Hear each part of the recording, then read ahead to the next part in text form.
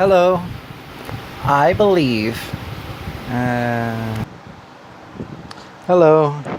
I believe if the President Obama has really gone against laws that he put into office or whatnot, like the Obamacare, where there's something and he rewrites it just because he wants to, and if he's done that for other things, that's not really. I don't know. That's very questionable. Anywho, I just believe that if that's true, in a sense that he has done that, and jokes to me are truths, um, that he wants to run for a third term, possibly. I don't know. It's just there's a point and a means to where Donald Trump is right, where the other countries should have to pay, in a sense, I guess, and work hard for it and stuff like that. Because it's not exactly easy to be a country that basically supports the whole world. It's a team. And that's the difference. It's a team effort in every single aspect. And if it's, there is a point to where in this election, it's not only that it's going from the first black president to the first woman president, in a sense. It's also that of, well, it's, do you really want to change in America? Do you really want it to where broccoli isn't taxed so heavily, and sugar is cents on the dollar, to the, like, a broccoli being like $1 to the 20, and that's just insane.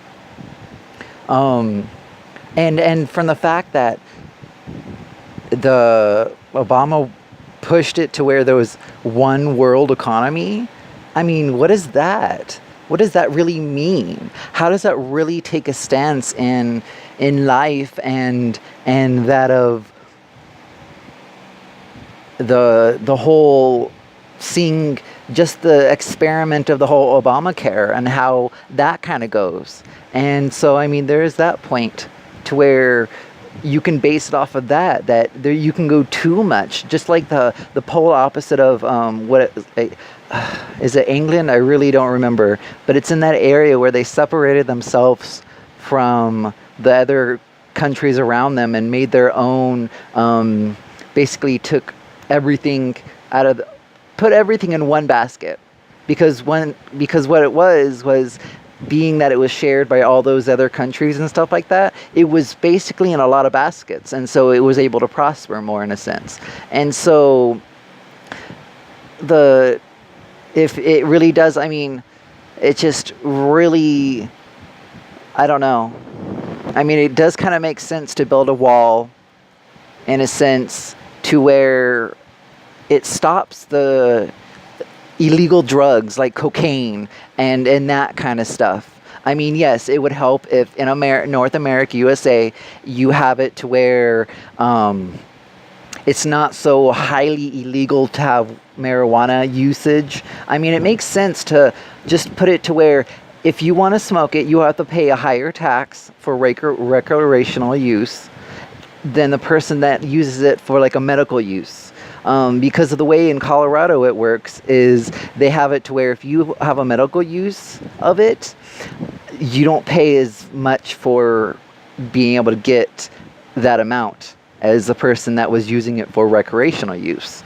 And, yeah, it's, in a sense, it's like the same thing where beer and hops, it does help. Having a beer a day, in a sense, just like a glass of wine, can help with like your blood sugar and just overall weight and all that kind of stuff. And so like that one beer really does help.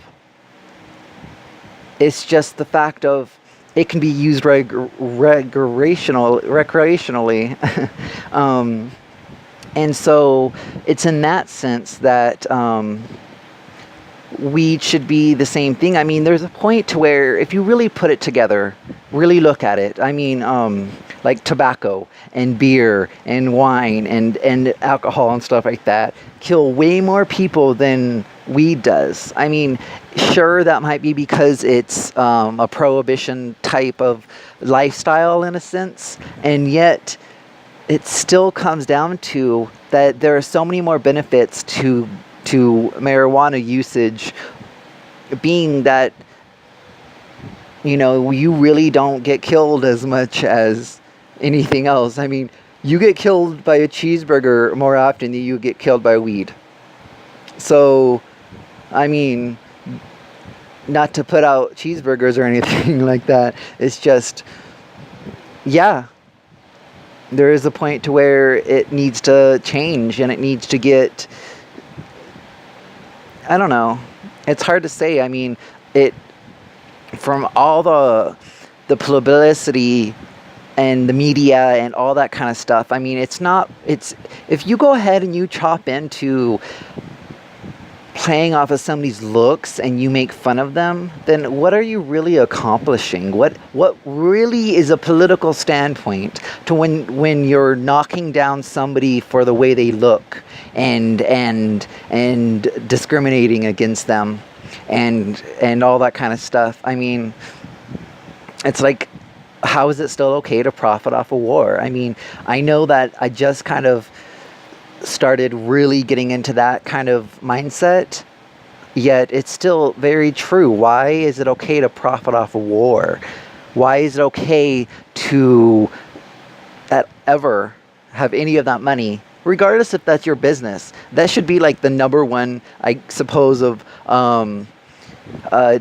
donation kind of a thing. I mean, you shouldn't have any special interest in war. I mean, it's war's not always, it's never really the best thing. I mean, you can chop it down to like chemical warfare. I mean, like pesticizing the food and all that kind of stuff, to where it's just truly something to really be in awe about and to really wake up and to say that you are alive today and you have this power to go forth and to do it. So go and do that and be alive. Live life as you dream, or you don't dream, or you be who you are and be true to who you are.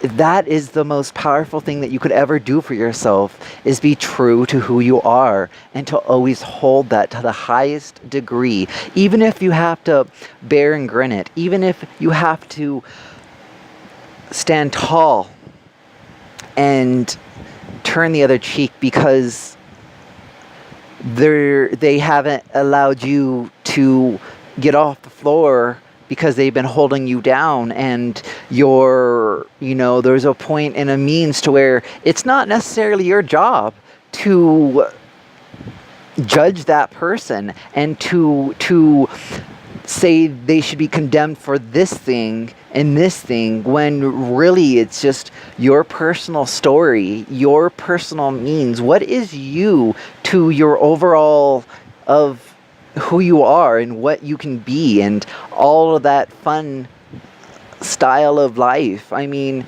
you miss out on so much life when you don't live the truest way that you can to yourself. And in all that, you have the power to be all powerful in your life and accept and love who you are. And that's just one more step closer to really understanding what life can be.